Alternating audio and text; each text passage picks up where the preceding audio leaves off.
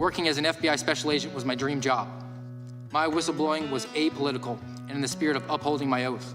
Nonetheless, the FBI cynically elected to close ranks and attack the messenger. The FBI will crush you. This government will crush you and your family if you try to expose the truth about things that they are doing that are wrong. We are all examples of that. Joining us now are Steve Friend and Garrett O'Boyle. Thanks for joining us, fellas. FBI whistleblowers Steve Friend and Garrett O'Boyle both join us now. Gentlemen, so glad to have you on the program. Thank you for your testimony. We need more folks like you, and I'm sure more people are going to be, from your background, are going to be giving you guys more intel as you're sharing that with the rest of us. We can kind of see that this is becoming normal for them to be held accountable, because I think especially an institution that we pay their salaries, they need to be held accountable. I think a lot of people do share our beliefs and convictions. I think they just aren't at the point that Steve and I and others have gotten to. They're too afraid. Thank you so much for being a guest here on PBD Podcast. Thanks for having us. How big is that bloody flag that Steve's got? It's the whole wall of his house. Lots of love, guys. Thanks very much for joining us. Steve Friend, Garrett O'Boyle. Thank you for being with us this morning. More importantly, thank you for speaking out. We appreciate it.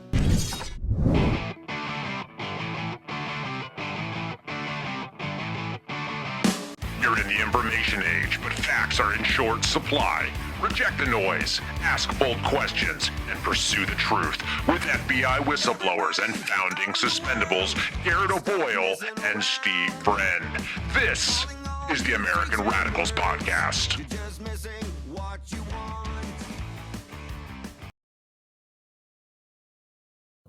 It is the American Radicals Podcast on a Thursday in a brand new year, January 2nd, 2025. We are live streaming on Rumble, rumble.com/AmRadsPod. Be sure to smash the like button and follow the channel and subscribe if your heart compels you to do that, but definitely subscribe to our audio formats on iTunes and Spotify and iHeart so you get the show updates, which regularly come Tuesday, Thursday, Saturday, 10:30 Eastern Time. Guys, hope you had a fantastic New Year's break. I think we are all sort of shaken into awareness of our reality yesterday when the news broke about the overnight attack in New Orleans, and that was the news of the day yesterday. Everyone was reacting to it. There were all these requests from media that I was fielding, Garrett was fielding, all the other suspendables were fielding. So I had an entire show outlined, and we're just going to scrap it and talk nothing but New Orleans today, flying by the seat of our pants, giving you a unique perspective. Strap in, get comfortable being uncomfortable in true American Radicals podcast form, because I've got some notes off to the side here, and I've got some bones to pick with you. The season of Festivus has not left us yet. I'm excited to get to it, and I'm excited to see my friend Garrett, who we were afraid was not going to be able to log in this morning, but thanks to the wonders of technology in 2025, he is with us. Good to see you, sir. You look very cold. I had to wear a long sleeve shirt this morning, but I regretted it immediately when I ran to the beach and realized that I probably could have gone with a tank top because Wisconsin is a diminished state. Happy New Year, Garrett. Happy New Year. Good to see you, Steve. Yeah, I'm a little chilly this morning. You know, I got a long sleeve shirt on, a hoodie, and a winter hat. So, I got hot coffee right here too. And guess what, Steve? It's black, just like I like my pills. So, I mean, you and I were on some group chats yesterday. I think we share similar sentiments, but we didn't have any like long form conversations. We kind of were having those conversations with other people, bringing them up to speed. I'm always kind of amazed by people who you perceive to be in the news and in the know, that you feel like you're teaching a college lecture to them, but I'm always encouraged by their receptiveness to what we have to offer. And hopefully the audience today is going to be receptive to some of the ideas that we have. But before we get to that, in true law enforcement professional form, we got to do the Joe Friday, just the facts, the presentation of what we learned, because we didn't want to react in the first 15 minutes, because that's when you make mistakes and you say that the perpetrator was an illegal alien, which was not true, which we learned later on during the day. But let's just bring up this NBC article about the events and just some facts about it. So our terrorist here, who is deceased, his name is Shamsud Din Jabbar, age 42. Yesterday, 10 people were killed, at least 35 more were injured. Jabbar died in a shootout with police. 2 officers were shot, but they are stable. He had a black ISIS flag affixed to the hitch of his Ford F-150. Now, Jabbar was a U.S. Army veteran from Texas who is currently employed by Deloitte He served in the Army on active duty from '06 to 2015, and then in the Army Reserves from 2015 to 2020. So 14 years of service. Deployed to Afghanistan in '09, part of the GWAT. He was an administrative clerk, staff sergeant in 2020 when he was honorably discharged. Officials are looking into also at least 2 IEDs, improvised explosive devices, that may have been planted near the attack area to determine whether those actual explosive devices and whether they were operable. So those are the facts that we know, and then we're able to sort of glean more about our experience. Your takeaway, I mean, I could go off for a long time on what my big message is going to be, but before I do, I'll just give you an opportunity to react to what we learned, and then in the fallout, basically in the last, I don't know, 30 hours. Yeah, administrative note to start, because you mentioned the GWAT, and I put that out on a tweet yesterday. I don't know. I feel like I was on Twitter or X. I'm sorry, Elon. Kekius Maximus, as it were. Um, Somebody asked me, "What's the GWAT?" And I was like, "Oh, people still don't know what that is." Okay, that's the global war on terrorism. If you didn't know the GWAT, but yeah, my initial takeaways are I'm a bit miffed because I think of veterans I knew, and I knew some dudes who were Islamic. They were Muslim, and they still served in the U.S. military. And I'm sure for some people that raises some hairs, but not all of them are radical extremists, and some of them had a desire to serve for whatever reason. And this guy, his name makes me think, oh, maybe he was an immigrant to America, but it sounds like he was U.S. born, and that he was radicalized a little bit later in life. And then there were some reports that he had some issues initially trying to stay in the military, but those were resolved, and then he was able to go into the Army Reserves. And then I saw some things this morning that absolutely blew my mind, and I saw a number of people tweeting this out about how this guy and the guy that's being named as the Cybertruck bomber or whatever's going on there, they served on the same military installation. And they're acting like this is some sort of breaking news and some sort of certain link, or I'm just asking questions and it seems kind of odd that they served at the same military base and then this attack happened on the same day and they rented their cars from the same app. People, take a breath. Steve knows this because he was a SWAT guy. You breach a door and you let it breathe. You let it breathe momentarily, so you can take in a little bit of the room, make sure that somebody's not standing right there firing through the threshold, and then you start to do your panning across to clear as much of it as you can before you enter. We're in that stage right now. We got to clear as much of the room as we can before we enter it, and Fort Bragg is a giant base. Lots of Okay, I'm glad you said that because I'm just reminded of when I went to college and I was from Georgia, and people are like, "Oh, I know so and so in Atlanta," and I'm like, "Yeah, yeah. it's a big state. It's Uh-huh. 250 miles from my house. That's where Atlanta is." But appreciate that. I don't know Jim Bob. Uh-huh. It's I so some of the stuff I struggle with because a lot of the time it seems like we're just casting our thoughts out into the ether, and then you see some of these tweets and they're getting a million views or millions of views or hundreds of thousands of views, and it's just clicky baity, incorrect, hyperbole, just firing off at the hip. And it's like, okay, I know people want the truth, but then those are the ones that go quote unquote viral, and they're not packed with truth. They're packed with conjecture and malinformation or whatever you want to call it, and oftentimes just ignorance because people don't know. Like Steve, I am not a mechanical engineer. So if I started tweeting, I'm just asking questions about the mechanics of fill in the blank, uh, I don't know what I'm talking about. But in this case, oftentimes we do. Because we have the background to at least approach it from a reasonable perspective, even though we don't have all the facts, we don't have the access that we once had, but we will let it breathe and take it in, and then give you our best analysis as things develop. Well, let's react to one the reactions that we got in the immediate aftermath yesterday from the FBI, who sent an assistant special agent in charge to the scene because it was January 1st and likely the special agent in charge was out of town on vacation. So they sent the underling there who was ill-equipped to handle the moment. We were talking about DEI as a result of this yesterday. There was a lot of information circulating about that. And then also the fact that the FBI was playing games with its lack of a willingness, we'll say, to call a spade, to say what is a terrorism. But this is back to if you know, you know. We're going to give a little bit of perspective on this one. And then I want to get to the larger point that I want to make to the American right. But this brief clip, this is the assistant special agent in charge of the New Orleans field office wearing a BAU jacket, behavioral analysis unit. You know, that's the Criminal Minds TV show. They don't really fly their own Gulfstream jet. They're actually not really agents, most of them, that is.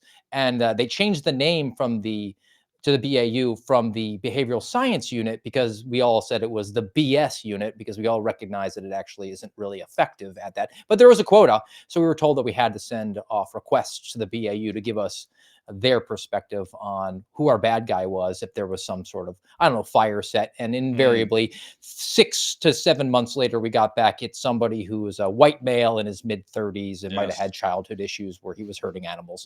But here is Althea Duncan, her comments on what constitutes a terrorist attack versus an event. Patrick said, we'll be taking over the investigative lead for this event. This is not a terrorist event. What it is right now is their improvised explosive devices that was found, and we are working on confirming if it's a viable device or not. As Chief Kirkpatrick said, we're asking everyone to stay away from Bourbon Street, specifically from Canal Street to St. Anne. That is my ask. Once again, stay away from Bourbon Street, Canal Street, all the way to St. Anne. I'll just cut her off there. Please, thank you, because I'm going to need even blacker coffee after hearing her again. You don't like the uptalk from the Steve. former PhD candidate? Yes, the uptalk with the nose ring? It's there's so much in that 30 seconds or so of what she said that is enough to drive you mad. And for me, I tried to decipher this yesterday. Is it because of our history with the FBI, or is it because of the sheer incompetence on display? And without a better analysis, because I'm so closely linked to the FBI and what is, everything that's happened, I lean towards part of it being, well, like you said in the beginning, Festivus isn't over. So maybe it's partly that type of rage because of what has happened to us. But I see someone like that speak, and I hear the things they're saying, and I compare it to the information that we knew at the time. I compare it even to earlier in the same freaking press conference where the police chief, another DEI hire, by the way, and the mayor, another DEI hire, by the way, already put out information such as that they were looking at it as a terrorist attack. And then you have the FBI person come up there and say, this is not a terrorist event, but what it is there were IEDs. Okay, Althea or Alethea or however you say your name. What world did you grow up in when it comes to law enforcement? You're an ASAC in the FBI. You're the highest ranking person in FBI Las Vegas who's on duty on the day of this attack, because you're the one who's there. Because like you said, your SAC is probably off on vacation, annual leave, probably back in Washington, D.C. or wherever they left their family before that most recent transfer, because nobody really cares in management. Nobody really cares about Las Vegas. They care about that next stepping stone. So the SAC was off somewhere else. And she says, after it's already been determined it was a terrorist attack, that they're not looking at it as a terrorist event. And then I think, okay, well, language matters, something we talk about here all the time. And I think, the PhD candidate from Duke, I think, yes, she must just be that Marxist, where she's going to start to manipulate the language and try to steer the narrative right off the bat, because she doesn't want you to think this is another terrorist attack, because she knew that there was an ISIS flag there already. She knew that the perpetrator was brown pigmented skin and had a Middle Eastern sounding name. And because her brain is completely washed by the woke garbage nonsense, she thought, I can't say that it's a terrorist attack. I can't even use the word attack, so I will call it not a terrorism event, even though there were IEDs there in the same breath. But hey, Steve, you know what? She's a GS-15. She's getting her salary so maybe she's got the ability to buy a couple new nose rings. She's got her benefits, and she's looking forward to that next promotion while you sit here with a suspended or a revoked. We both now with a revoked security clearance. Yeah, that really makes a lot of sense. So when she's giving that statement there, my thought went to, and you would know more than this because you spent more time on a joint terrorism task force than me, about predicated ideology. And this is if you know, you know.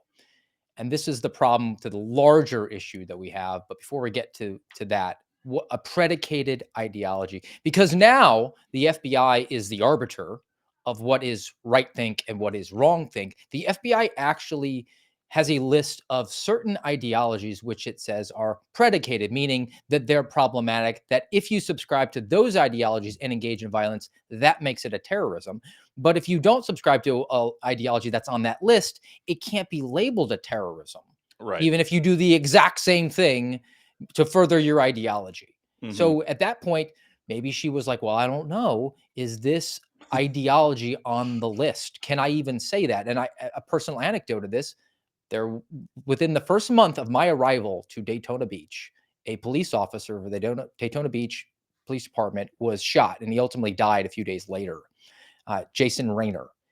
He was shot in the head by a black supremacist who was part of an organization that helped facilitate his fleeing from authorities. He wound up going into Georgia, into this remote location in an entire village that was being constructed, and they were calling it Wakanda. And there was a question of, well, is this an ideology? Are they going to engage in violence? Is that part of this? Should we be investigating this group which helped him get away? It wasn't just him on his own on the lam after killing a cop. There was an entire infrastructure in place. Should that be something that we investigate? Is there a nexus here for a terrorism angle? And we were told in no uncertain terms that no, that is not a predicated ideology. So you can't investigate that through the terrorism lens, hand it over to local law enforcement. But let's just say that Othel Wallace, who shot and killed Jason Rayner, was a white supremacist and had his buddies help him get him out. And he went to another town. I don't know, we're going to call it Mayberry. That seems like a very white name town. That would have been a predicated ideology, racially motivated violent extremist. So again, we've given the FBI the authority to be the arbiter of wrong think and right think. And now we have this unqualified assistant special agent in charge getting up there who has no background in national security. Her background is in healthcare fraud, by the way, and I guess behavioral analysis unit, who's up there and maybe afraid to pull the trigger because she doesn't want to open up the public awareness or appetite for a terrorism investigation when the FBI is going to have to backtrack that. Once you squeeze that toothpaste out of the tube, it's really hard to get it back in there. So that was actually my thinking on why she might have been hesitant to do it. Then again, I don't dismiss the fact that she's an outright communist who doesn't want to portray particular people who have a certain, I don't know, intersectionality as being terrorists. Whereas if you're a grandmother who walked on the Capitol grounds on January 6th, 2021, you are definitely, as the FBI says, a white supremacist, even though its case on you is a criminal case, even though the two candidates for president that year were both white guys. The FBI says that you engaged in wrong think that we're going to label racially motivated violent extremism, like going to the Capitol to hear a sitting president deliver a speech and then walking on to the grass outside the Capitol. That is actually what the FBI determines to be terrorism. So I've been going for a while on that one, Garrett. Um, where I want to take it, though, is what I started to engage in last night. I had the opportunity to go on Fox News. I got 90 seconds, which is normally what happens on cable news, which is why I'm not really a fan. But I think that there's going to be a conversation that is going on within the American right today and in the days that follow. because it is January 2nd, 2025, but it might as well be September 12th, 2001. And the talking point that's going to go out, and I need to say this very clearly, I'm going to give you partial credit for it. I'm not saying that you're 100% wrong. You're getting partial credit for this. The right wingers are going to say that the FBI allowed this attack to happen because they had their eye off the ball, because they were going after the grandmas who were going to the Capitol, and they've been getting them in this big giant dragnet because they're a politicized and weaponized agency against the American right. I agree with you that the FBI is politicized and weaponized and going after grandmothers for a various number of reasons. Now you get partial credit because I it's a punctuation issue, really. I want a period at the end of the sentence that the FBI should not be the arbiter of wrongthink and should not be investigating grandmothers. Period. Whereas the American right, I think today, by and large, wants to put a comma at the end of that and say, and should be investigating these radical Islamic terrorists. I understand that sentiment. I'm not defending this guy, Gerard, for what he did. But here's the problem. We are at the bottom of the slippery slope currently because in the September 12th, 2001 world that we live in now, when the perspective of national security is no longer protecting the Constitution, the continuity of government, but also accepting that there is inherent risk in a free society. Liberty is actually dangerous. When the American people were put for a decision of, do you want liberty or security? And they said, we want security. And the FBI gave them an apparatus that employs DEI hires and communists to go after Americans for what they say is their wrong think. And in this case, is people who have a small government perspective. They are the arbiter of what is true. So you are actually at the bottom of the slippery slope. It's gone away from the Gerards who drive an F-150 trucking and engage in a shootout with innocents in New Orleans to we're going to take those exact same tools to go against someone else because we deemed the wrong thing to be people who oppose the growth of the bureaucracy. And to conclude it with here and take it into the fictional, the science fictional world.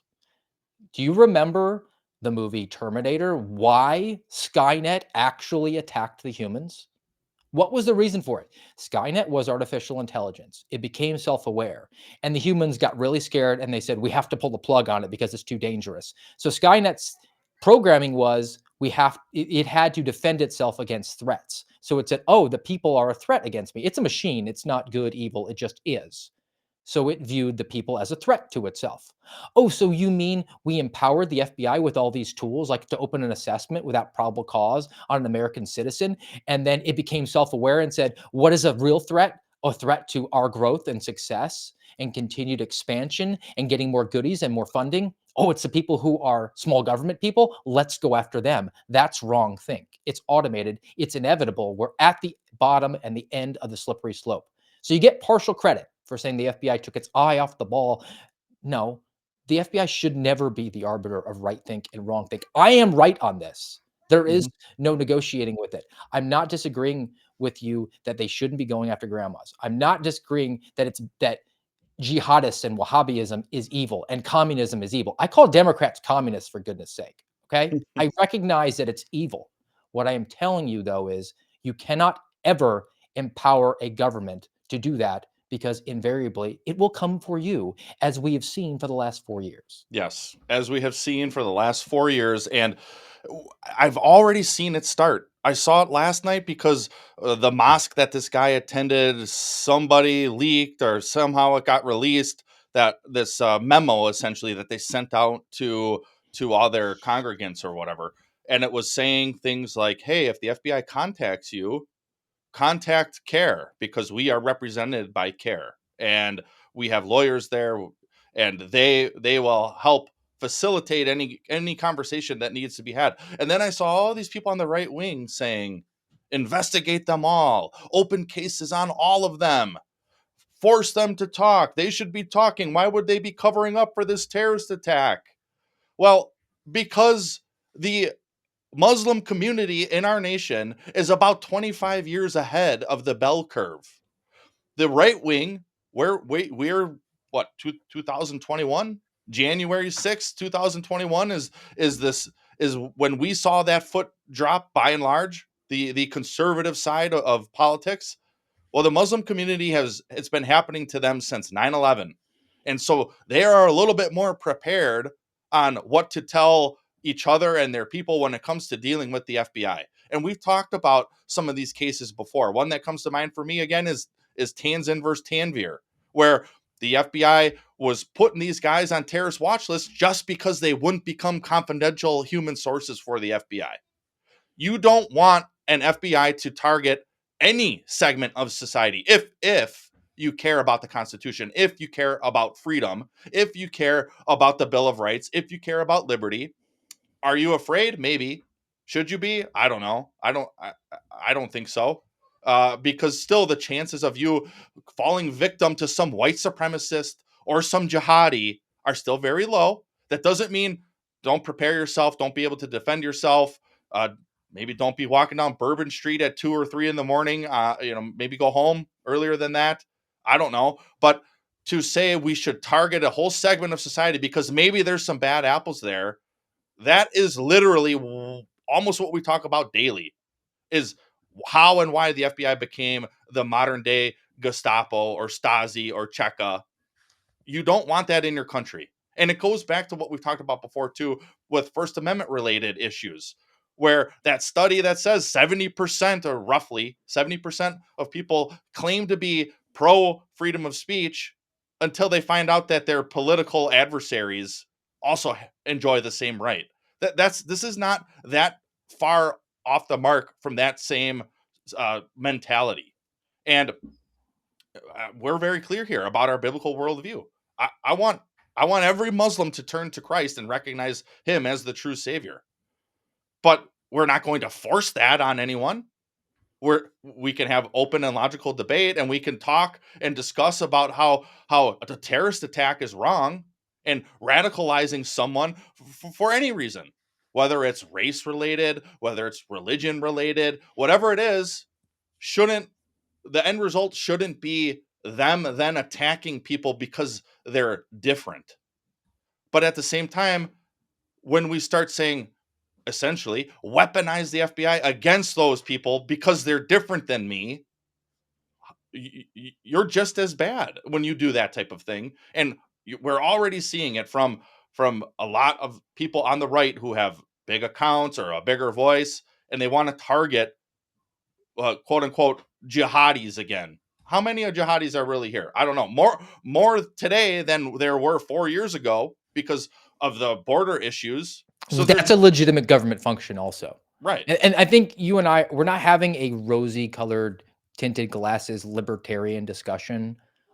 We, mine is really, um, is functional. Okay. I don't exist in a vacuum. We don't exist in a vacuum. I'm just facing the reality of the situation. Okay? In an optimal world, in a vacuum, right? You would be able to have free speech and free expression, and the government wouldn't be involved in that. And that's the libertarian view of things. But what I'm telling you is, in actual practice, the idea of giving the tools to the government and making it the arbiter of right think and wrong think has failed, and we have the proof of concept currently. It is impossible to live in not just a free society, it's impossible to live in any society and have guaranteed security. It's not possible, right? It is an unachievable goal. You can aspire towards it all you want, but you will never achieve it. So the ultimate, I believe it was the Ben Franklin, if those who choose security over liberty deserve neither and will wind up with neither, right? So you want to live in a secure society. Well, you gave up your freedom and you empowered government with ultimate power from something like, I don't know, something that sounds really good, maybe like a Patriot Act. I don't know, just spitballing here, right? And you guaranteed those powers to the FBI and to the federal government at large, because it's not just limited to the FBI. And they took those powers and they did not even protect you against the New Orleans attack. So the security that structured that you gave it, the authorities that you gave it, could not even ensure your security. And instead, you are vulnerable to that attack. And on top of that, now you have a weaponized government. So in a free society, there is inherent risk. And I feel awful for the people who were killed and the people who were injured. I don't want to dismiss that at all. I mean, gosh, it's if that happened to my child, you would never see Steve Friend again. Like the American Radicals podcast would be over. Like I would never come back to this. Right? That that is not to dismiss that at all. My point is saying that inherently living in a free society, there is risk. That's why Jimmy Carter just died, right? Under the Jimmy Carter administration is when they went away from, or they went towards the term first responders. First responders now, the people that get the discounts when they go to govx.com and, make sure that they get their free waffles on police week. The first responders that they stand up in front of the sporting events, we give them an applause, right? Um, you're your own first responder. When seconds count, the police are minutes away. But the Carter administration, because he was a communist and he wanted people to just sit there, not be Daniel Penny, and wait on the government to do things, that's when they started calling the police and the firemen and the EMTs the first responders. Wait on the government, right? And now we live in a society where post 9/11, the expectation is, see something, say something, be a rat, be a snitch. I'm not saying like, hey, I'm seeing a guy engaging in really sketchy behavior. That's probably worth bringing to the police's attention. But the only ones that really use it are the Karens who want to weaponize the system against their political enemies. And it's not achievable to have a risk-free world ever, ever. Even if you give up your freedom for security, it's unattainable. And beyond that, now you've empowered a government to go after you for what it deems to be a threat to itself. It's Skynet. And it sees you who wants to maybe bring those weaponizations to heel. Let's pare them back a little bit. Let's pare back the funding a little bit. So you're saying that there could be some government overreach here? Or maybe we were a little bit negligent in New Orleans. Oh, so you're an anti-government, anti-authority, violent extremist, domestic terrorist. So we're going to put you in prison. It's inevitable. This is what happens every time. So we're not even having a high-minded libertarian discussion about how things ought to work in the perfect vacuum-centered world. I'm telling you, we're at the bottom of the slippery slope. We just don't have the camps yet. Mm-hmm. And this, make no mistake, because you're seeing, well, we've been through it. We've been through it before, especially after 9/11. But mark this time again. January 6th was another marker. The government is going to use these type of events to seize more control, to create another type of Patriot Act type of thing, or more surveillance, more cameras on your street corners, more reasons why apps like Signal and Telegram need to be compromised by the government, or that they have the ability, a backdoor to get into them. More reasons why they should be monitoring your social media. More reasons why Elvis Chan type of people in the FBI should directly be liaisoning with places like X, because they want more control. And every time the government, even in the alleged land of the free, they use events like this to increase their own strength, their own power, to get a bigger budget. And now they'll say, I don't know if it'll happen, but if Christopher Wray testifies again before President Trump's inauguration, I guarantee you he'll say something to the effect of, well, we just need a little more funding. We just need a bigger budget. We just need to be able to expand our capabilities. Don't buy the lie, because that is always a lie. It always has been a lie. Government throughout history, even sadly in our country, exists for government's sake and to grow government at the cost to you, to your freedom. You have to be okay and accept some danger if you want to be somewhat free. You're never going to be fully any of those because of the system we operate under with government, with your neighbor. You never know when you're going to run into some type of dangerous environment. You also never know when the government is going to show up and say, hey, what did you mean by this tweet?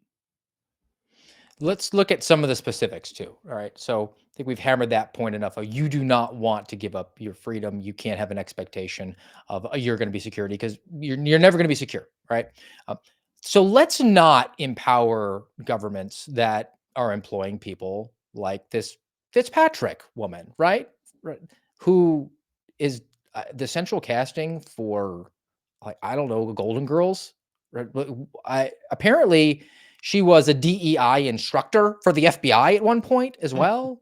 She was run out of Oakland because she was an ineffective leader, and now she's in New Orleans. And then after she was run out of Oakland, then she ran over people in New Orleans in her car.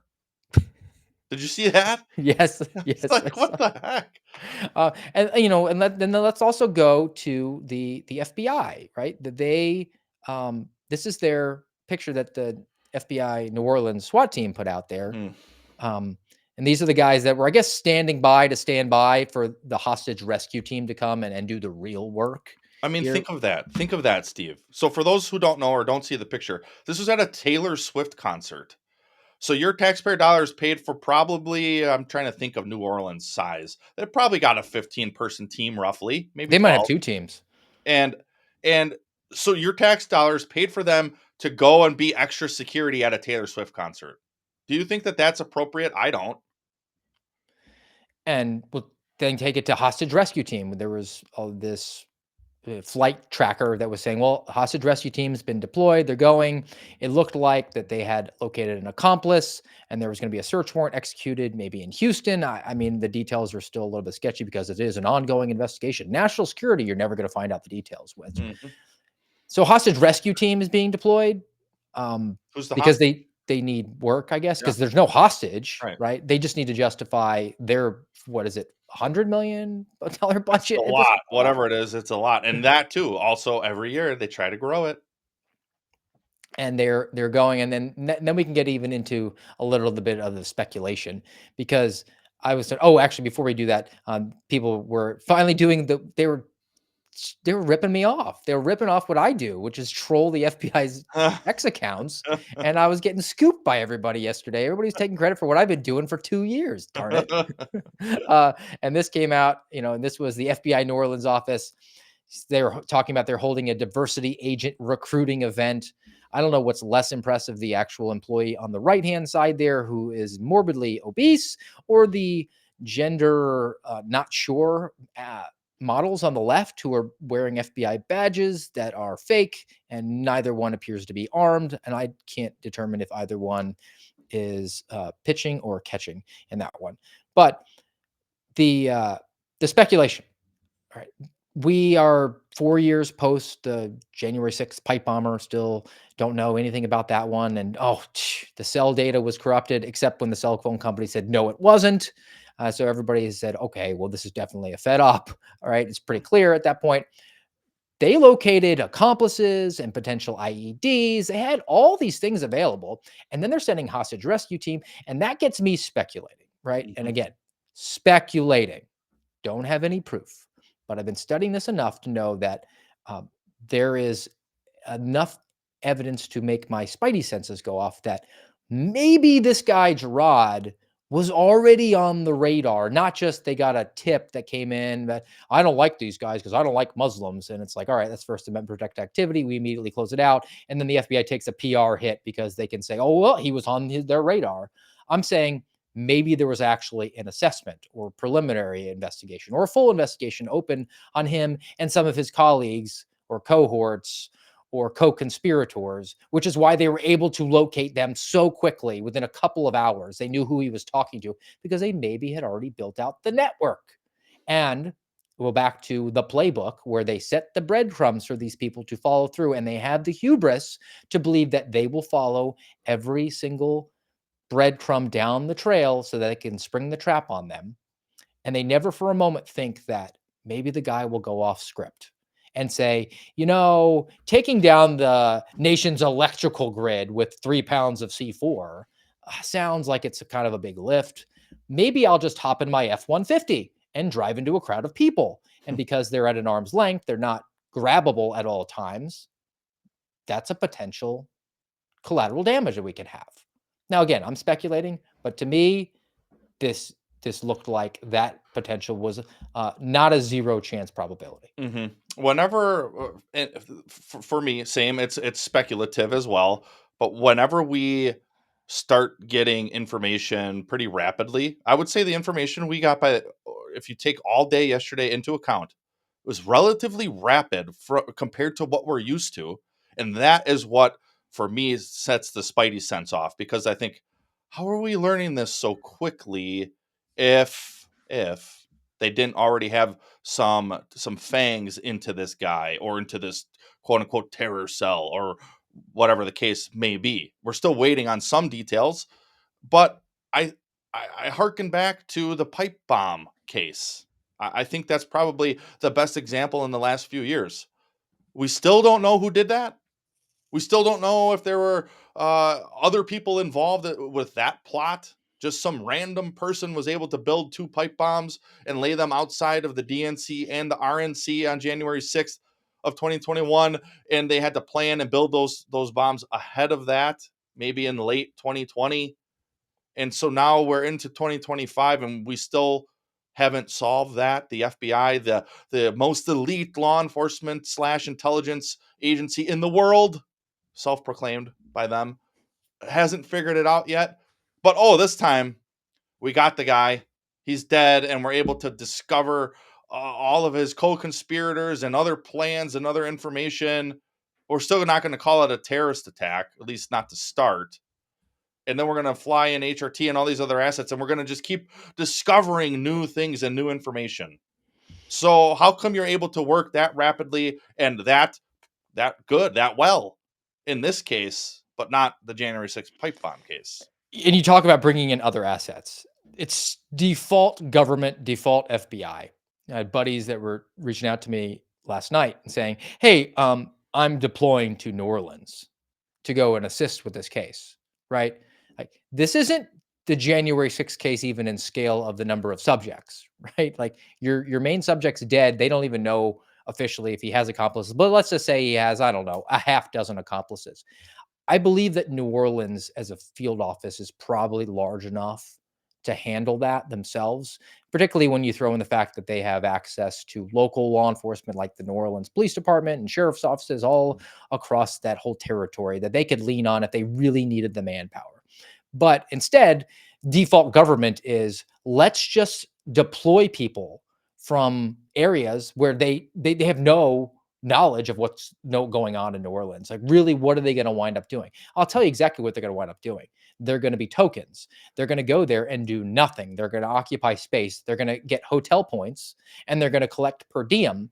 And it's going to be just an ability for the FBI to come out at the next press conference, or Christopher Wray, if he goes to testify, to say, we have deployed all available resources to address this problem. Even though they're not a force multiplier in any way, shape, or form, they're actually a detriment because they're taking up space, and they're going to have to have their hand held by somebody who works for the New Orleans field office. They're going to have to be partnered up with. So really, what is somebody from the Memphis field office going to bring to the table in New Orleans when they have no subject matter expertise on particular threats in New Orleans? They might be an experienced counterterrorism agent, but hopefully you would think that New Orleans, being a big destination city and a potential for some mass casualty events, they might have best practices in place. They might be able to do some investigations, but the FBI and the government default answer is just send the bodies so that we can say we sent the bodies, which is not really being a good steward of the American taxpayers' money. And again, this is the agency that so many on the American right are going to say, you shouldn't have been looking at grandmas, but here is a whole boatload of funding and power to go after those that we think have the wrong think, and they might, and they do. I mean, their hobbyism is definitely a wrong thing. Communism is definitely a wrong thing. But again, that always leads to the bottom of the slippery slope, which is an agency that has enhanced power and enhanced funding and enhanced resources that's going after you because you think that small government is something that's optimal. Right. And this is the piece which causes some struggle for me, because you nail it. People are going to recognize, hey, we don't want you targeting this group of people for wrong think, but go ahead and target that one. We need you now. We need you to step in. We need you to be the best that you can be, and to be the barrier, to be the thin line between us and them, and they're bad and we know they're bad, and you know what? You've done some bad things in the last few years, but we're going to look past those, and we're going to reauthorize FISA again, and we're going to give you more money again because we need you to stop these bad guys. And the cycle will only continue, and it will only spiral in an ever downward trend, regardless of who the president is, regardless of who the FBI director is. This type of unleashing government is always, historically, always has ended poorly because the heart of man is wicked above all things, and it will be corrupted eventually. And I honestly, I think for the next handful of years, it's really just like a log in the dam. That's all we're going to get. And that log is going to get washed away eventually, or the dam is going to burst, or both. And it's going to be worse weaponization eventually down the road, and targeted back at everyone again. We've said it before, the FBI is a hammer and everything is a nail to them. So, okay, maybe the flavor of the day now is again Islamic centered terrorism. Oh, they're going to pivot wherever the bread gets buttered. The Mhm. politics of the Bureau, I mean, they're definitely way, way more communist than they ever have been because of leadership. But ultimately, the politics of the FBI is what's good for the FBI. If you want me to chase after Vietnam War draft dodgers, then I will do it. If you want me to run an op on MLK, then I will do it. If you want me to go after Randy Weaver, then Mhm. I will do it. If You you want want me me to to go put after the Liberty City Seven, still the biggest Al Qaeda arrest in the history of the FBI. Not one of those men was so affiliated with Al Qaeda. right, right. They'll do it. If you If they want to want to lock go up after, Japanese Americans in internment camps because you're afraid of what Japan did to us at Pearl Harbor, they'll do it. They did. they sent me after parents at school board meetings. I mean, this is the Niemöller poem. We're at the bottom of the slippery slope. We're at the end of the poem. And then they came for me, and there was no one left to speak for me. We're here, folks. We're here. And in fact, we're here. And I believe what the terrorists say. Like, I don't have to believe in their ideology. I believe that they believe it, right? That's really the way that you have to confront that. They believe if they blow themselves up, they're going to wake up in paradise. So that makes them a legitimate true threat, right? So I believe the FBI when the FBI tells you what its core values are. They did it yesterday because they were celebrating Bill of Rights Day on top of trying to spin like a top on the fact that they had an assistant special agent in charge call a guy bearing an ISIS flag who drove a vehicle into a crowd of people and then got into a shootout with police not a terrorism. They put this out on their social media, so I was able to scoop people on this one. Finally, retain my title as the sole arbiter of what is bad about the FBI social media. And it was this, the FBI's core values. Now, you will notice here that they list them: respect, integrity, accountability, leadership, diversity, compassion, fairness, rigorous obedience to the Constitution. Rigorous obedience to the Constitution is below diversity. It was moved that way actually a couple years ago because that pesky oath that you and I swore to, Garrett. It Uh, really gets in the way of things, doesn't it? did you swear an oath to protect and defend diversity Nope. because it was our strength? Sure didn't.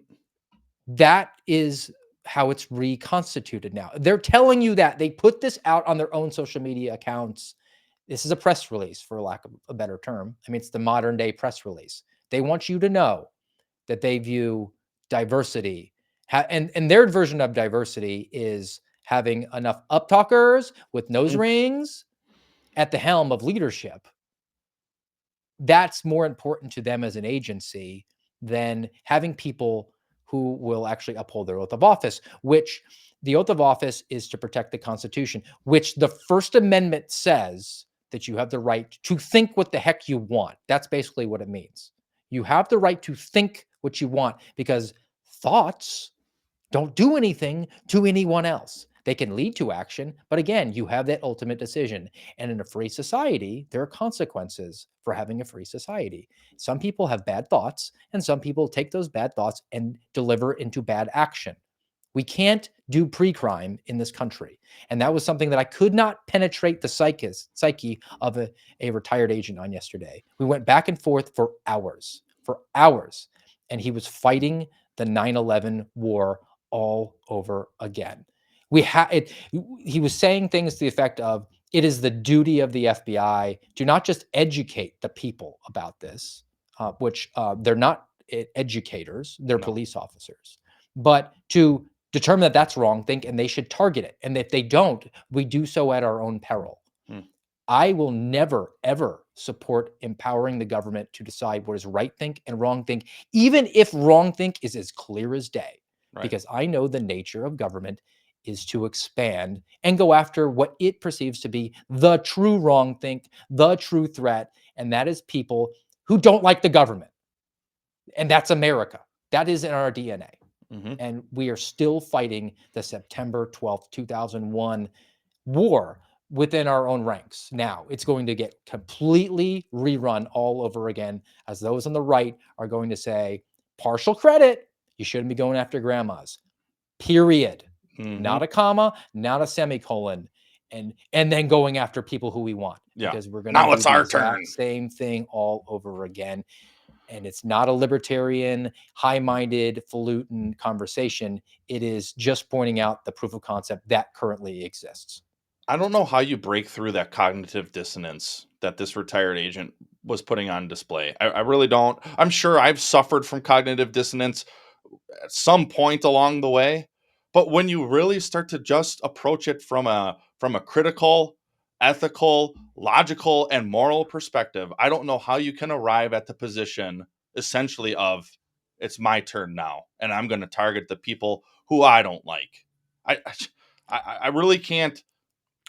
Maybe I'm suffering from cognitive dissonance right now because I can't fathom how you can arrive to that point and stay at that point. And in this case, for decades, for almost a decade, two and a half decades at least, you're at that position of, we need to educate and we need to destroy the wrong think, but just the type of wrong think that I disagree with. And fully with you, like we've talked about a little bit already, regarding the radical ideology of Islamic extremism. And actually, I would say it's actually not even extremism; it's Islamic fundamentalism more than it is anything.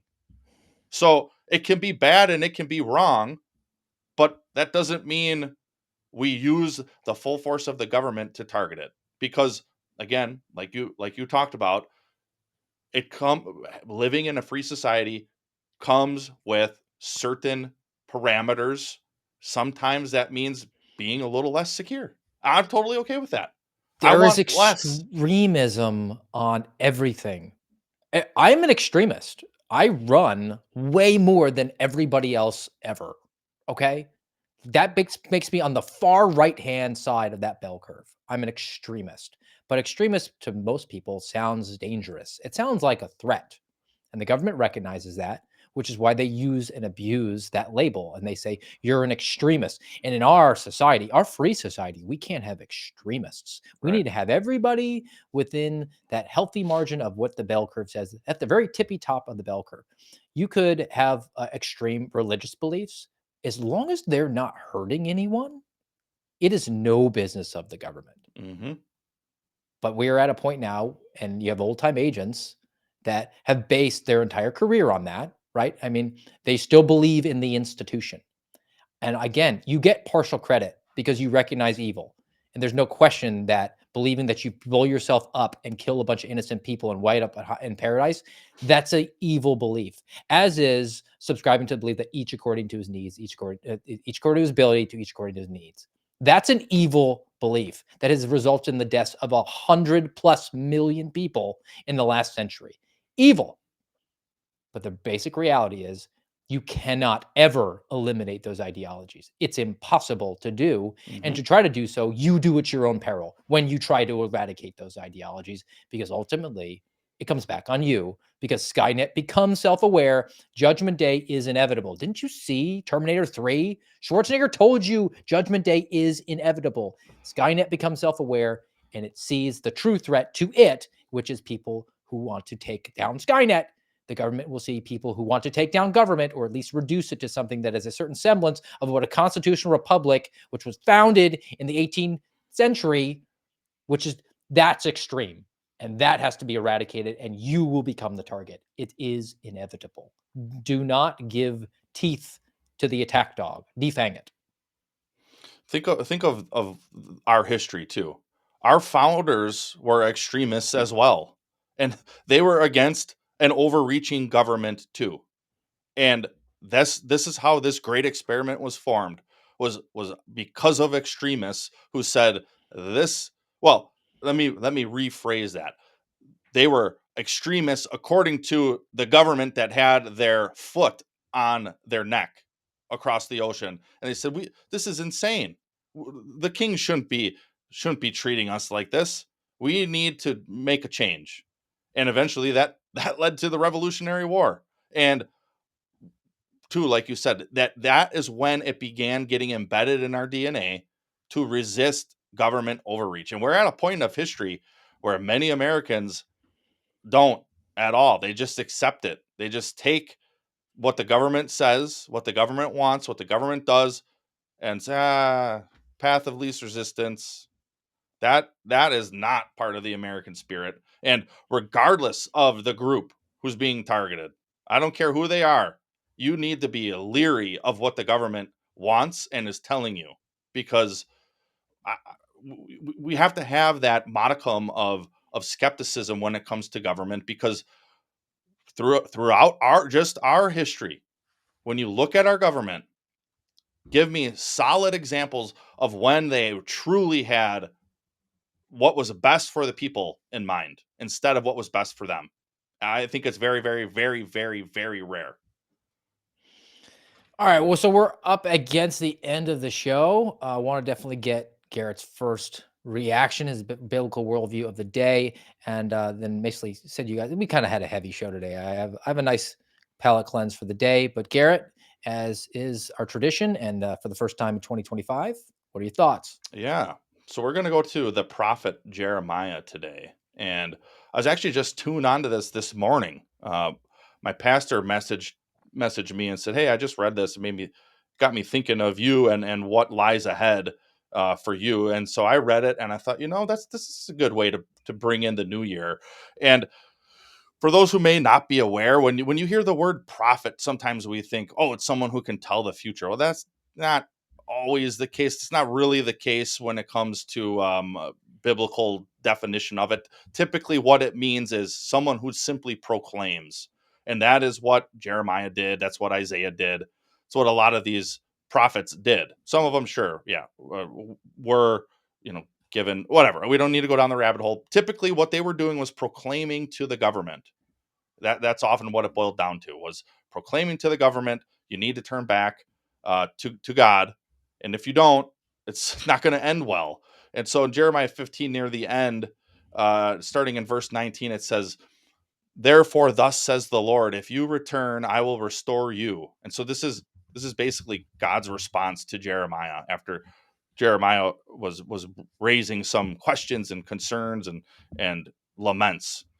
And so it says, "If you return, I will restore you, and you shall stand before me. If you utter what is precious and not what is worthless, you shall be as my mouth.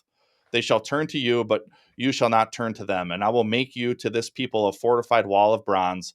They will fight against you, but they shall not prevail over you. For I am with you to save you and deliver you, declares the Lord. I will deliver you out of the hand of the wicked and redeem you from the grasp of the ruthless."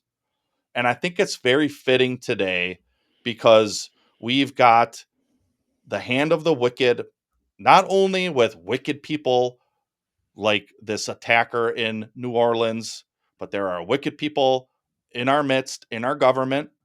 And oftentimes we end up in the grasp of the ruthless, which is typically coming from government. And I think that is the point we need to keep in mind as we head into 2025, especially with the changing of the guard and the desire that many will have to say, okay, now it's our shot. Now it's our chance to go after the people that we deem to have wrong think. We need to tread cautiously, and more than all, like it says here, if you turn back to him, he will restore us. And that's, I think, what we need in our nation more than anything. Well, speaking of someone who's definitely not wicked, but overly generous, Had a Rumble rant come in from Peaches62. Hanging on to that husband's credit card, Peaches. You're the best. She says, well, I believe more attacks are imminent. Be vigilant. Take care of yourself. And Happy New Year. Stay free. You stay free and you stay vigilant, Peaches. We appreciate you. And we appreciate everyone in the audience. And sort of in keeping with the theme of national security and what it could eventually lead to, I figured that it was probably a really appropriate palate cleanse today to have a bit from Nate Bargatze on when he went over to fly and had problems with his ID. Once I was checking a bag, and the guy behind the counter, he sees my ticket says Nathan, the license says Nathaniel, and he was like, this is not good. He goes, these names don't match. And I was like, but they match, right? Like, you can see the leap that we took to get from one to the other. And he was like, but they're not the same. I was like, but they're the same. And I'm realizing he cannot find out people call me Nate at that point. I mean, he can't handle that. He's going to call the police over to be like, there's a guy with 3 names trying to fly right here. If you guys want to just shoot him from over there or something. So I was like, what do you want me to do? And he goes, you should go home. That's all I got. I said, look, I'll give you that those names don't match. But what I think is going to help a ton is the picture on the ID. Something that I've always loved that they did. And I think with 70% of that name matching and 100% face, it's 170%. I think I'll get through it. But he put his faith in the government, and that's what happens, guys. But what is definitely good and is going to happen is we'll be back with you on Saturday. So make sure that you're joining us here on Rumble, rumble.com/AmRadPod. Saturday, 10:30. Hope to see you all then. Until then, guys, stay safe. Happy New Year. And we'll be here next time.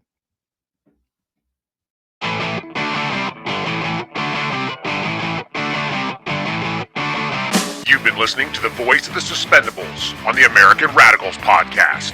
Follow us on rumble.com/AmRadPod.